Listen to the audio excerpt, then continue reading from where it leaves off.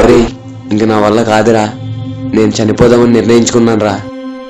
అవునరా, మనం ఎంత కష్టపడినా మన బతుకులింతేరా. మనం చనిపోతాం రా. అయ్యా అయ్యా, మీరేం చేస్తున్నారయ్యా? ఇలా చేయడం తప్పు. మనం లేకుంటే మనిషే లేడయ్యా. ఎందుకు బతకాలరా? పంట పండించే రైతుకు కూడా కూలి లేదురా. లేదయ్యా, నేను పండించి చూపిస్తాను.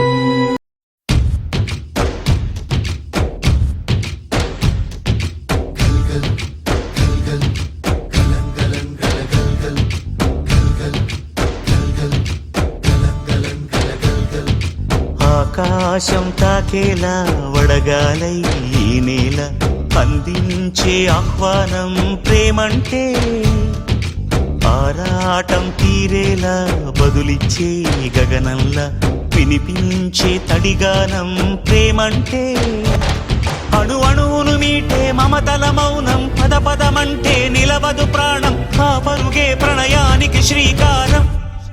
దాహంలో మునిగిన చివురుకు చల్లని తన చెయ్యి అందించి స్నేహంతో మొలకెత్తించే చినుకే ప్రేమంటే, మేఘంలో నిద్దురపోయిన రంగులు అన్నీ రప్పించి మాగాణి ముంగిట పెట్టే ముగ్గే ప్రేమంటే.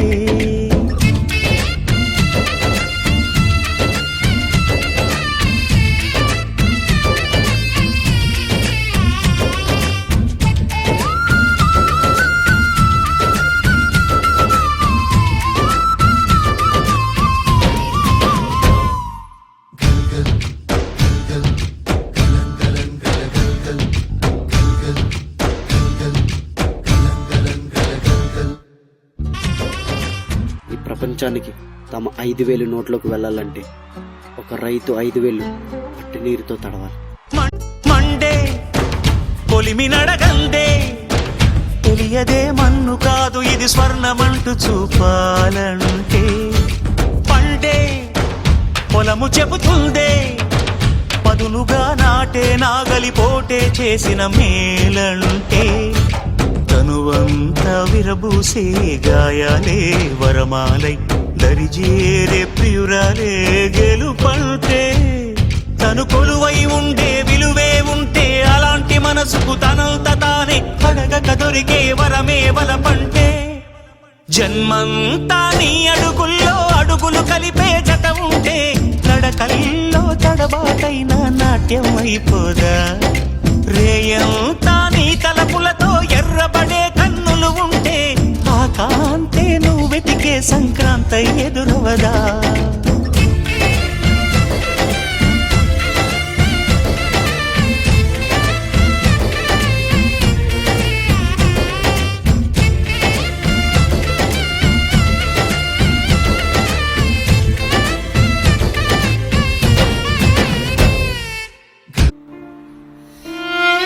భవిష్యత్తులో నేను ఉండకపోవచ్చు సార్. పురుగుల మందులు మింగేస్తున్నాయి సార్. అర్ధరాత్రి ఉరుతాడు, రాకాసే కేకలు వేస్తుంది.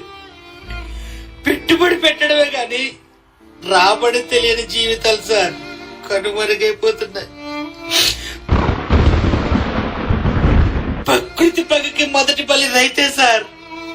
ఈ టీవీ వాళ్ళకి, ఈ రాజకీయ నాయకులకి మా బాధలు వీడియో బయట కావాలి, మా శవాలతో సెల్ఫీలు కావాలి.